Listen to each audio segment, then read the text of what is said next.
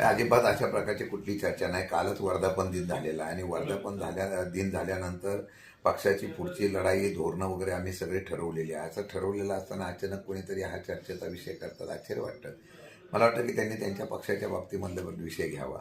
आमच्या पक्षाच्या बाबतीत अशी कुठल्याच प्रकारची चर्चा झालेली नाही विलिनीकरणाची. उलट परवाच्या दिवशी दिल्लीमध्ये झालेल्या इंडिया आघाडीच्या बैठकीमध्ये आदरणीय सुप्रियाताई त्यामध्ये आमच्या पक्षाचं प्रतिनिधित्व म्हणून त्या ठिकाणी उपस्थित राहिला.